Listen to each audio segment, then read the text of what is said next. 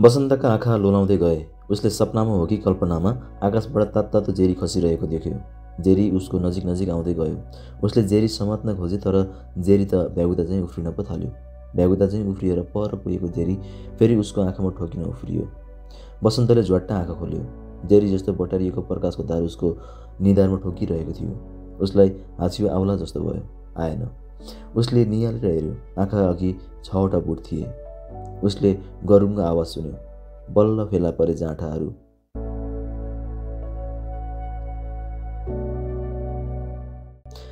तीनटा पुलिस थिए, बुट लगाएका, फिक्का हरियो कपडा लगाएका। पछाडि हिँड्नेको हातमा लौरो थियो, बीचमा हिँड्नेको हातमा ठुलो टर्च। टर्चको उज्यालो अगाडिका रुख, झ्याङ र सतसत झ्याङभित्र पस्ने लोखर्कहरूमा ठोकिरहेको थियो। अघि हिँड्नेको हातमा भरुवा बन्दुक, बीचमा थिए पवन र वसन्त। मधुरो चन्द्रमाले रुखको पातला छाया बनाइरहेको थियो। वसन्त खोच्याइरहेको थियो। उसको लङ्गडो छाया सडक छेउको पातहरूमाथि बेआवाज हिँडिरहेको थियो। पुलिसले पवनको झोला खोतल खातल पारेका थिए। फेला पारेको थिए गाथा मैलिएको किताब र पाना फुलेको कापी, 2 जोर कपडा, मसी वाकिरहेको एउटा कलम। पुलिसले पवनको गोजीबाट एकमुठी पैसा फेला पारेका थिए। बन्दुक बोक्नेले आफ्नो गोजीमा हालेको थियो। उसले भन्यो, साले ठेट्नाहरू घरबाट भाग्ने? कहाँ कहाँ खोजेनौ? हिरो हुन काठमाडौँ जान लाग्यो? कसो यहाँ जङ्गलमा चितुवाले चितो रहेछ? फुपूलाई भेट्न जान लागेको हुँ, डराउँदै पवनले भन्यो। कहाँ छ काठमाडौँ थाहा छ? लरो समाएको पुलिसले करायो। अब फुपूको घर होइन, मामाको घर पुग्छौ। पुलिस जङ्गलमा भेटिने चितुवा, सर्प, दुम्सी र मयूरको कुरा गर्दै हिँडिरहे। एउटा बिदा नपाएकोमा मुर्मुरिरह्यो। उनीहरूले घरबाट भागेको धेरै मानिसहरूको कुरा गरे। कसैलाई पुलिसले छोपेको, कसैको लास जङ्गल र खोला किनारमा भेटिएको कुरा गरिरहे। बन्दुक समाएको पुलिस भने काठमाडौँ गएर राजा वीरेन्द्रको पञ्चायती व्यवस्था बचाउन सट्टा ठेट्नाहरूलाई खोज्दै हिँड्नु परेकोमा आक्रोशित थियो। बेला बेला सालको रुखलाई नै गाली दाग्न खोज्थ्यो। अबेरसम्म हिँडेपछि पर मधुरो बत्ती बलिरहेको अम्बरपुर देखियो।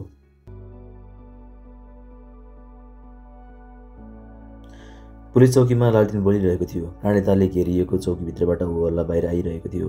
एउटा सानो पक्की घर, छेउमै प्लेट जस्तो गोलो छाना भएको अर्को घर पनि थियो। त्यहाँ केही काठका डुकीहरू थिए। केही मानिस बसिरहेका थिए। बीचमा लालटिन उज्यालो फैलिरहेको थियो। मूल गेटमा काठका घाराहरू लगाएको थियो।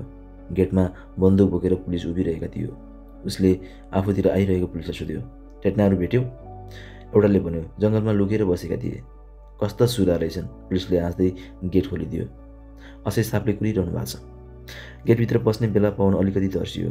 पुलिसले भित्र धकेलेर पाखुरामा समाएर लग्यो। डुकीमा बसिरहेको मानिस उठ्यो। उसले तल प्यान्टमाथि सेतो हाफ प्यान्ट लगाएको थियो। बत्तीको मधुरो उज्यालोमा उसको अनुहार कालो देखिन्थ्यो। कालै होला।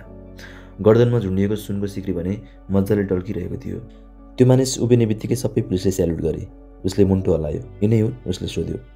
हजुर असै साहब, जङ्गलमा लुकेर बसेका थिए भन्दै पुलिसले पवन र वसन्तलाई भित्र तान्यो। सँगसँगै उभिआयो। उनीहरू आफ्नै मुटुको ढुकढुकी सुनिरहेका थिए। उनीहरूलाई लागिरहेको थियो अरूले पनि सुनिरहेका होलान्। ट्याक ट्याक ट्याक। घरबाट किन भागेको? असै साहबले पवनतिर झुकेर सोध्यो। फुपूलाई भेट्न, पवनले मरेको आवाजमा भन्यो। अनि यो को हो? असैले वसन्ततिर इसारा गर्यो। साथी। ए भनेपछि दोस्ती गजब पो छ, मान्नै पर्छ। असै वसन्ततिर झुक्यो। अनि यो त फुपू भेट्न भाग्यो। त किन भागिस्? त्यत्तिकै। हेर, तिमीहरूले गल्ती त गरेकै छौ। घरबाट भाग्यो, पैसा चोर्यो। असैले डुकीमा बस्दै भन्यो। अब तिमीहरूलाई के सजाय दिउँ? मैले बाको पैसा चोरेको हो, पवनले रुन्चे स्वरमा भन्यो। आखिरमा जसको भए पनि चोर्न त चोरेकै हो नि, होइन? यदि सानै छौ, चोर्ने र भाग्ने त भइसक्यो। पछि अलि ठुलो भएपछि झन् धेरै चोरौला। झन् ठुलो भएपछि झन् धेरै। तिमीहरूलाई त छाड्नै मिल्दैन। पैसा उसले चोरेको हो, मैले चोरेको छैन। वसन्तले पवनतिर इसारा गर्यो। उसलाई साथ त दिइस् नि। दोषी त तँ पनि छस्। असैले आफ्नो देब्रे नाङ्गो पाखुरा गनायो। आफ्नै घरभित्र चोर्ने चोर सबैभन्दा खराब हो। बाहिरी चोरलाई पर्खाल र गजबार लाएर रोक्न सकिन्छ, तर भित्री चोरलाई केही गर्न सकिँदैन। त्यसैले सबैभन्दा डेन्जर त घरभित्रकै चोर हुन्छ। बुझेको हो? दुवैले मुन्टो हल्लाए। यदि फुपूलाई भेट्न मन लागेको भए बालाई भने हुन्थ्यो। यसरी भाग्न हुन्थ्यो? यदि तिमीहरूलाई केही भइहालेको भए त दोष तिम्रै बाबाआमा हुन्थे। मैले बालाई भनेको थिएँ। बाले मान्नु भएन। पवनले सुक्क गर्यो। भन्दा बित्तिकै सक्तक पाइन्छ त। असैको पाखुरा कनाइरहेको हात चुँडोतिर पुग्यो। आखिर तिमीहरू पुग्यौ त काठमाडौँ। लौ माने काठमाडौँ पुगिहाल्यौ। के गर्थ्यौ त्यहाँ? आन्दोलन चर्किन लाग्छ। गोलीको आँखा हुन्न। कहाँ भाग्थ्यौ? दुवै चुप।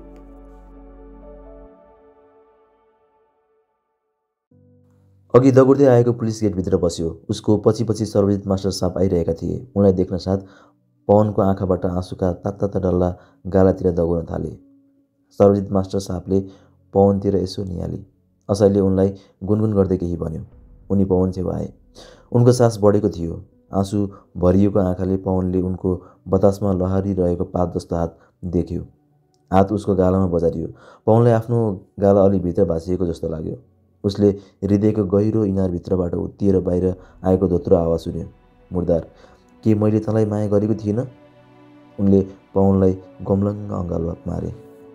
दिनभरि पवनको मुटुलाई थिचेर बसेको गरुङ्गो ढुङ्गा जस्तो केही चिज सट्ट हट्यो। पवनको हिक्का उफानिएर आयो। ठुलो हिक्कासँगै उसको आवाज बाहिर आयो। बा, अब म कहिले पाक्दिनँ। उसको हिक्का र सर्वजित मास्टर साहबको थम्थमाइ देखेर केही पुलिसका आँखा रसाए। सबैको ध्यान सर्वजित मास्टर साहब र पवनतिर थियो। तर त्यही छेउको एक पाटो अँधेरोमा उभिरहेको बसन्ततिर थिएन। उसलाई पनि मन थियो पवन चाहिँ मन खोलेर रुने, तर उसको अगाडि शिर अडाउने कुनै काम थिएन। उसलाई आमाको माया यति धेरै कहिले लागेको थिएन। एउटा हिक्का उत्तिएर उसको गाडीसम्म आयो, तर उसले बङ्गराहरूले च्यापेर राख्यो।